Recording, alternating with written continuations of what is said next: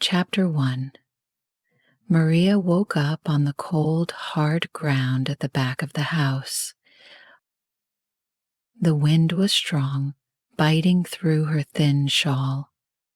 Her body felt stiff and sore from sleeping outside. She hugged her knees, trying to find some warmth. The yard, once filled with Samuel's laughter and the promise of a bright future, now seemed empty and silent. She closed her eyes, memories of happy times flooding back, the sound of Samuel's giggles, the feel of his tiny hand in hers. It all felt like a distant dream. Tears welled up, but she fought them back. The reality of her situation was too harsh to ignore. Suddenly she heard footsteps crunching on the gravel path. Rosa appeared from around the corner, her face twisted with disdain. She was inspecting the garden when her eyes landed on Maria, sitting near the back steps. Why are you still here? Rosa's voice was sharp and cold, cutting through the morning air like a knife. I thought I told you to leave. Maria looked up, tears in her eyes. But, Mom, I have nowhere to live, she whispered, her voice trembling. Rosa crossed her arms and sneered. That's not my problem. You are no longer part of this family. Maria's heart ached. She had given everything to this place, to this family. She had worked hard, loved deeply, and yet she was treated like an outsider. She clutched her shawl tighter, trying to shield herself from both the cold wind and the harsh words. Please, Mom, I have nowhere else to go, she pleaded. Rosa's eyes narrowed further. That is not my concern. You couldn't give us a son, and now you're just a burden. Maria's tears fell freely now. She had tried so hard to be the wife and mother she had dreamed of being. But in Rosa's eyes, she had failed. Get out of here. Rosa sat one last time, turning away. Maria sat there, feeling the weight of rejection and loss. She knew she had to keep going, but the path ahead seemed darker than ever. Chapter 2. As Maria sat there, lost in her thoughts, she heard the sound of voices from outside. She stood up and walked to the window, her heart pounding in her chest. Maria watched from the window as her husband John stood in the yard with a new woman. The woman was younger, more vibrant, and in Maria's eyes, more beautiful. It was hard for Maria to avoid comparing herself to her. This woman seemed to have everything that Maria felt she lacked: youth, beauty, and perhaps the one thing that John had always wanted but she couldn't give him: a son. The more Maria looked at them, the more she felt invisible, as though she no longer mattered to John. John's arm was around her waist, and they were smiling, laughing, as if everything was fine, as if Maria never existed. The new woman looked up and saw Maria standing by the window. She gave her a wicked smile. Oh, you, she said, her voice loud enough for Maria to hear. You can't give him a son, but I can. I will give him a son, and I will be his wife. You should get out of here. Maria's heart shattered. She didn't even know how to react. She had spent years with John, years working together, dreaming together. And now, just like that, she was nothing to him, a failure, a burden. And this woman was taking everything from her. The woman didn't even care. She didn't understand the years of pain Maria had suffered, the loss of Samuel, the heartache. John, Maria called out, her voice trembling with desperation. John, please don't do this. I'm your wife. We've been through so much together. Please. But John didn't even flinch. He didn't care. His face remained cold, distant. It's over, Maria. He said, his voice as cold as ice. You failed me. You can't give me a son. I need a real family. I need an heir. Maria's heart broke even more. The love she had for him, the dreams they had shared, the life they had built together, it all seemed so meaningless now. She was nothing to him, just a woman who couldn't fulfill his selfish desires. Tears filled her eyes as she turned away from the window. She didn't want to watch them any longer. She couldn't bear to see it. She couldn't bear the humiliation. Chapter 3. Later that morning, Maria made her decision. She couldn't just stay in this house and be treated like dirt. She couldn't let them destroy her any more than they already had. She needed help. She needed justice. She walked to the village chief's house, her heart heavy but determined. She knocked on the door, and the chief, an elderly man with kind eyes, opened it.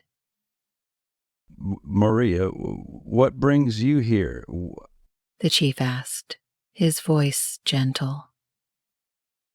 I need your help. Maria said, her voice shaking. I need justice. My husband John has brought a new wife into the house. He says I have failed him. He says I'm no good enough. He's kicked me out of our life. But I have nowhere to go. And please, I need you to help me. The chief listened carefully, his face growing serious. I see. He said after a long pause. This is a terrible situation, Maria. You deserve better than this. Maria nodded, feeling a small spark of hope flicker inside her. Please, will you help me? I don't know what to do. I can't let them take everything from me. I deserve to stay in that house. I've worked for it. I've built it. I belong there. The chief thought for a moment, then nodded. I will go with you. I will speak to your husband. He cannot just throw you out like this. What he is doing is not right. Together, they went to Maria's house. The chief knocked on the door, and when John answered, he was greeted by the stern face of the village chief. What is this? John asked. His tone is defensive. I'm here because of Maria. The chief said firmly. What you're doing is wrong. You cannot just throw your wife out of this house. She has every right to stay here. John sneered. This is none of your business. I've made my decision. The chief stood tall, his voice unwavering. You may think you can do whatever you want, but you cannot. What you are doing is illegal. Maria is your wife. You cannot just abandon her like this. You owe her more than this. Rosa, who had been standing in the background, stepped forward. You don't understand, Chief. Maria can't give John a son. She is useless to us now. The chief turned to Rosa, his expression stern.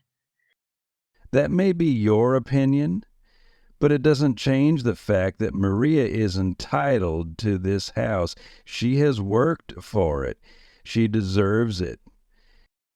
John and Rosa exchanged a glance, but neither spoke. The chief's words had hit them hard. They were guilty, but they didn't want to admit it. The chief turned back to Maria, his face softening. You deserve better than this, Maria. I will make sure this situation is fixed. You will not be treated like this. You have a place in this family, and I will help you get what you deserve. Chapter 4. But despite the chief's promises, the situation did not change. Maria was still forced to stay in the house, but it was far from peaceful. She was insulted daily by John, Rosa, and his new wife. Every word they spoke was meant to hurt her, to break her down further. Maria worked harder than ever, doing everything she could to keep the house running. She woke up early in the morning and worked late into the night, milking the cows, cleaning the house, cooking, and tending to the fields. Her hands grew rough and blistered, her back ached, and her legs felt like they could give out at any moment. She was exhausted, both physically and emotionally, but she had no choice. She couldn't leave. She had nowhere to go. Every day, she prayed for something to change, for someone to come and take her away from this place. She clung to memories of happier times, of the days when she and John had been a real family, dreaming of a future together. But as the days passed, she began to feel that hope slipping further and further away. The walls of the house seemed to close in on her, the air growing heavier with each passing day.